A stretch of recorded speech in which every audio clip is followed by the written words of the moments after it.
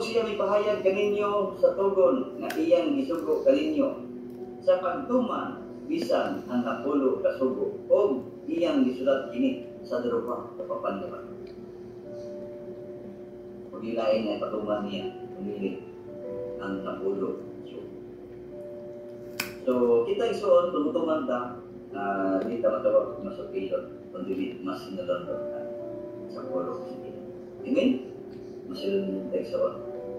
So, muna siya, nga kinahanglan, nga ato yun, tunan o maayo kung unsa ang mapulo nga tanyag sa Diyos sa ato ang taliwala, unsa ang mga maayong butang nga atong angayan sundot. Siya nagaingon nga kung buot ka masunod sa kinabuhi, patay ang atong mga sabuhay. Kung ato nang ibantayan, ato pulikayan ang mga buhat nga dautan. Ano man, ito na tayo kasubuan ng sunod o ang kasubuan muna naghahatag ka itong kakaya atong mga kalasiyan. Ingon sa bugna 21:8, sa may gingon direksyon, apa na matalawan o ang mga maduwa-duwaon o ang mga malaw-ayon o ang mga mamuno o ang mga kilawason o mga lumayan o ang nagasimba sa mga Diyos o kagtanan ng mapakakot mapahinan sila dito sa linaw na nagilaab sa kalayo kasupre nga maong ang ikaduwa ng kapatay. So kana ison, kung wala ka nagatuman sa kasubuan, kung nag-iingon nga nagabuhat ka, ninin mo ka na apan kung nagatuman ka sa kasubuan, tumagya kasubuan sa Ginoo mo na inamdan sa atong kinabuhi. Nag-iingon na ison nga ang kasubuan, palaan, maayo o pataro. Sumala diyan sa Ginoo palang sulatan. Mga siya nga nilit na mahinan. At kadaw pa rin naman, kaya atong ibantayan ang iyang. Uno, 1:3-4 nagaingon. Ang tanan, nagabuhat sa pagkamasupilon usaw. Kaya ang sala mao ang pagkamasupilon. Muna siya na kung kita nilit na matinmanon sa sugo sa Diyos, tawag kita masupilon. Kaya pagkatuman ta, sa iyang mga sugo, tawag ta mas nalulun. So, sa ito ang kinabuhi, at malantaw, ang mga maayong butang nga ang ngayon itong buhaton kaya Diyos nagantaw ka nato nga mga kanakat nga kung kita masinulundon na tumagil ta sa iyang nasuko pero tumanon at susundon para sa kamayaan sa panabuhin. Ang Ginoong muot na to kung tumanta siya ikabot ang Ginoong kadangangin na to kung nato siya nasundon muna siya nga kung ipakita akong gugmalag pa kaniya pinaagi sa pagtuman sa iyang nasuko. So, wag itain na gingon sa bigbalaan suratan na kung buot ka masulod sa kinabuhi. No? Siya Panginoon. Sumala sa gingon Jesus sa taong dato, bantay ang aking nasuko. Isoon, kung galipay, nasigapon ka mo nakasunod din at paminsahe. Sa kanunay, sinimanan na ito na siminsahe na atong galit sa tanan na nagarantaw sa paminaw. No? Inaot ko na padayon mo sa lantaw niini para po sa uban nga mga mensahe na ato ang himuon sa matag simana. Ang Diyos magapanalangin niini sa gihapon o sa kanunay ang Diyos po siya magapanalangin kayo nga nagasubaybay mo niini sa among YouTube channel. Ay nagkalimot sa pag-subscribe, like and share. O kinaot ko na doon naman nakatuluan ng mga pagtulunan bayan sa itong pagtuon. So, ato lang himo na isuon, no? Ato gibasa ang mga verses kapag makita sa palang sulatan nga ato po nilang taon nga ato makita kung sa'yo nasulat sa palang sulatan. Wala po ato po malantaw, matibag-tibang na to nga hindot yay kung kasunod sa tukutos sa pagbuhin na Diyos. So, inaot ko nga sa kanunay, hindi ta magnaruya. O inaot ko nga kanunay tang magdasig, magmalikon ta sa buhat sa Ginoo. O kini, kung ginampo na magpadayon ini, salamat sa inyong mga pagsubaybay ini. Ang Diyos magpanalangin sa tanan. Magampo ta sa pagtapos. Sinibaw ng mga Diyos na nakasa mga langit, amahan nga balaan na kung ikalipay din na. Kung pasalamat sa inyong magkaluoy, salamat Ginoo sa inyong pagkamaayo, yung uban na namo na tadi naman sa mong programa diri aman nga sino man na pero naman ka panalangin ng business ini sa mong pagtuon yung ginamahan palangin ino na subaybay nini para sa pamahan ubay-ubay pa ang amo ang atang mensahe o magtutluan sa imong mga pulo. Salamat Ginoong Diyos ikaw mga business ini ang kini aman gabloton ka padayonon o mahimo kini amahan na sulundan sa uban na makita nila Ginoo na unsa ang imong pulong nga tanyag sa among kaliwanan. Salamat Ginoong Diyos sa imong pulong na dunay mga mayong butang na nag-aagni ka namo kung unsay angayan namong buhaton aron ang among kinabuhi masiguro diha sa imong tubangan. Salamat Ginoo sa panalangin Lord ug ginamahan. Iblis usab ang nagalantaw o nagapaminaw niini nga sila sa aman ug bugawan sila kinabuhi. O sila sa pamahan makabaton Ginoo sa kalibuon kada sa imong dawat sila diha sa kamaturan. Salamat Ginoong Diyos kanunay paguban ka namo.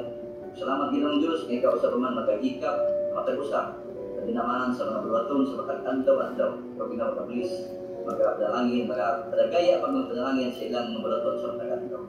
Lord, ito na may mga pagungkaan sila kinabuhi Ginoo, ikaw sila ang nabalatian, mga sakitan, kulaan na ikaw Ginoo, dahil ikaw pagkakupay na naman kay ikaw among Diyos, nadalampanan o kulaan na tayo. Salamat Ginoo sa panalangin Lord, ng dinatag na namos kanunay. Salamat Amahan, nga mapuno kami sa mapulog sa maturan. Tiningtanan ang isalit sa ngalan ni Kristo Jesus ang bukong buhay ng mga salamat mga isoon sa inyong paglantaw. Ako sa mga panibaya sa tanang kaisunan din sa Distrito 6, nasa local church San Franz, local church sa Bayugan, Kabalitan, Anisnagan, Aurora, Baba. Sa uban pa ng mga local church sa Dinagat, dagan mga congregation, salamat sa mga panalangin na ihatag ni Lord sa kamatag-usap kahinap. Salamat sa inyong pagsubaybay sa mga YouTube channel. Ang Ginoo mga panalangin sa tunay sa pambulaton nga magdagayaon ta sa buhat sa Ginoo nga mulambok ang iyang pulo. Kung magkadayon ta niini hangtod sa iyang pagpadayag. God bless.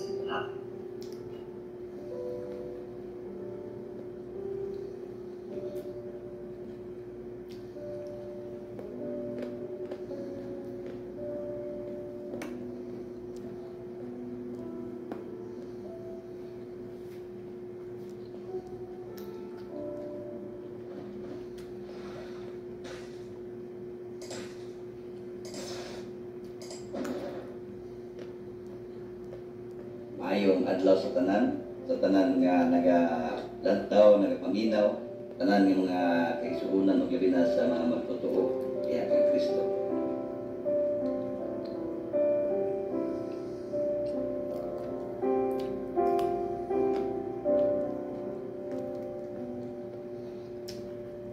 So ang amo ang church nimutang dito sa Barangay 4 o kini nga church mo sige nga Church of God Sinilti under sa National Conference nga gipanguluhan sa ato ang Pastor Michael Barango.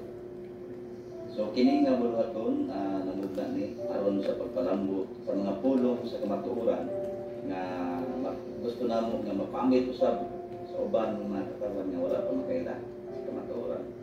So kung kay nagaingon sa 2 Timoteo 4:2 nga magwali ka sa pulong, magpugi ka sa panahon o sa dili panahon. Magpadlong ka, magsaway ka, magtambag ka uban sa bugos nga pag mapailubon o pagkanudlo. So nga ini nga bulwaton mapalambo o malantaw sa uban mga katawan aron sa tuyo nga ang pulong sa Ginoo ila kuno kapunan o kang kamatuoran usab ilang mabakna. Dinhi magsugod ta sa ato ang bulwaton sa pagpaminaw sa mga pulong sa Ginoo aron atong masayran kung sa ang makahatag atong interest nga makabatunta sa mga pulong ligad sa tuwang kinabuhi. So niini nga bulwaton atong sugdan ang maong mensahe. Mayong adlaw sa tanan. Ini ang pagkakailap sa mga pulong sa Ginoo. Ito kay Soon, ta sa buwaton ni God na sa una itong pagtuon mga lakang sa kaluwasan. Ganun ito yung mga 5 kalaka kung sa'y buhaton sa tao aron maluwas. Ang una, ang pagtuo. Ang ikaduwa, pagsinusol. Karoon atong katunahan mao ang bautismo. So ang bautismo, kung siya ang pinaka-importante sa tao nga hinuon aron nga masangkap ta diya sa pagkamakaron uban sa pangalagad sa pangbulig ng Diyos. So ang bautismo sumala sa balaang kasulatan muli siya ang paghugas sa atong mga sala o pagkatawag ta sa iyang ngalan sumala sa mabasa sa Buhat 22 versikulo 16. Sumala siya ang talagang bautismo na ang bautismo mo ang paghugas sa atong sala na ipunta sa ngalan ng tubig aron mabakot ang ginawa. So, dili atong malantaw na usab ka maayong butang na buhaton sa tao na kung siya adunay pagtuo, kung siya naka-nulsod, inahanglan na mudawat siya sa santos na bautismo. So, muli siya imitasyon sa Diyos sa tao aron siya bako o makasulod sa kingalian sa Diyos. So, nangutan si Nicodemo kang Jesus nga magtundo kung saan mas labing maayo buhat.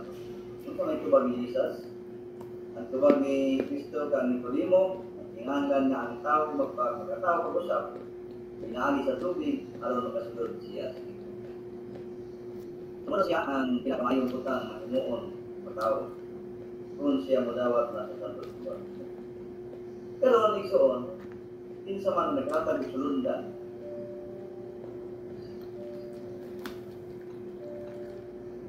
o panig-ingan aron nga atong sundon. Sumala sa Balang Kasulatan sa Matthew 3, versikulo 15-17, ang Biblia nagpahayag nga si Cristo nagpabautismo kang buwan Bautista aron sa katumanan o sa kahigitan sa tao. So si Jesus mao ang kasulundan o siya nagpabautismo o ginawa sa tubig o itugpa ang salampati ng salampati o tulay nga dawating nga tingog sa kahitasaan nga ngayon nga ini mao na kung anak nga pinangagka kuman si Jesus na bautismo. Sumuna siya na si Jesus ako nakita na siya dakong Diyos. So wala pa sa titulo si Jesus dakong Diyos, no? Bisan sa iyang pagka-Diyos, nagpabautismo siya aron sa katumanan sa pagtingkit sa tao. So tungod niya na Jesus kay siya matong sundan kung sa mga atong sundan kung kita adun na ipagtuo. Sumala sa Marcos 16:16 pagkain sa 15 usap o siya mingon kanila lumakaw kamos tibok ng kalibutan o iwalin ninyo ang maayong balita sa tanang ginuhat. Isuon o ka na siyang madyo na lumakaw kamos tibok ng kalibutan o iwalin ninyo ang maayong balita sa tanang ginuhat. Hinahanglan nga atong iwali ang maayong balita. Kinsa man ang maayong balita sa Diyos kong ginabuhi, mao si Jesus. O diha na gayon, sa 16, ang totoo kung magpabautismo, mamaluwas, apan ang dili mo tuo, pagkahuman sa siya. So, diya lang, pamilion ang tao. Kung totoo ka na doon yung Diyos, kung di mo siyang gawaton sa ginabuhi, magpabautismo. Ano man? Apan, kung kita nagpagagahi, pilit na mo ito. Sige mas ito, wala, sulatan, pagkakuman. unsa ang mas lindot buhaton para ang atong kinabuhi maimutan sa kinabuhi. So, ingon niya sa matong 66, ang mutuo o magpapautismo mamaluwas apan ang dili mo tuo pagkauman sa Ginoo. Wala kay pagtuo, inusul ka sa imong kasalanan, so katulog hanggang na imong gawaton sa magpapautismo. Mo kana ang labing lindot buhaton sa tao. Hindi kalimutan. Wala ta masayo sa itong kinabuhi, kamatay atong kinabuhi, nakagnak na mamatay sa makausa. Sumala sa Roman. Ang tao natundok na mamatay sa makausa. Sa takot niya na mga pag. So, hindi pa ulahi ang tanan.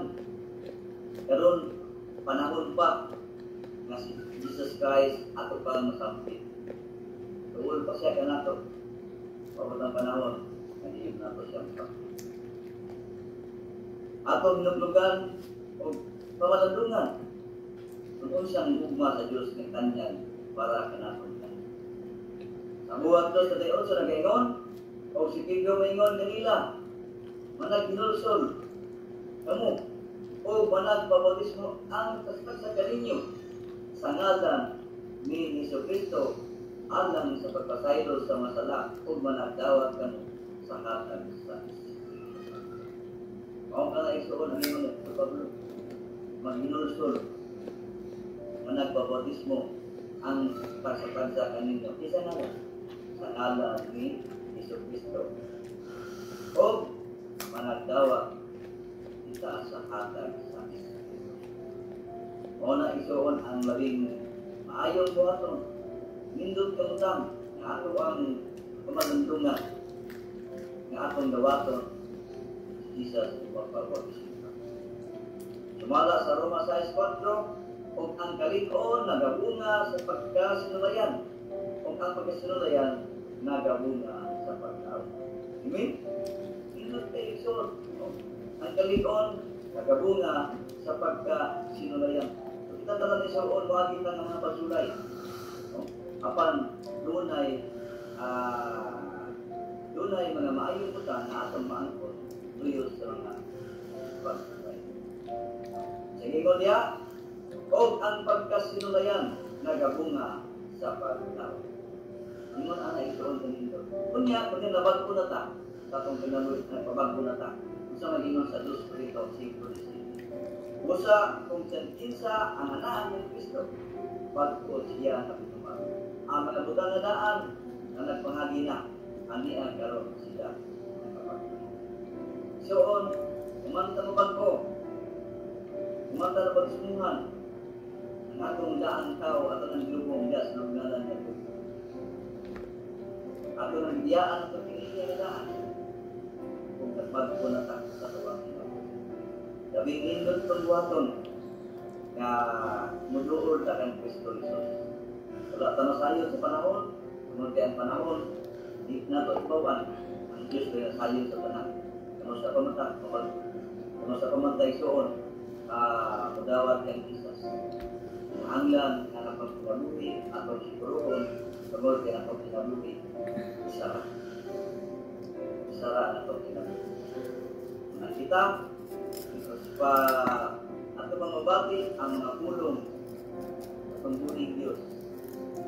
Padayon ta, kapag kinabuhi, puyon sa iyan.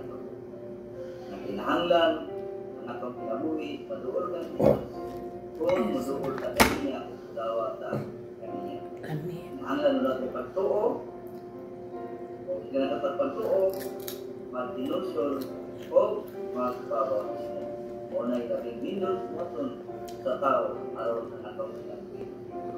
Naot ko nining atawa, ang Diyos magpapanalangin sa iyong pulong, ang iyong pulong, o ka na siya kahatag ka na pagkalingkon kadasi o nagkahatag ka na ito o kasiguruhan sa atong tiyan.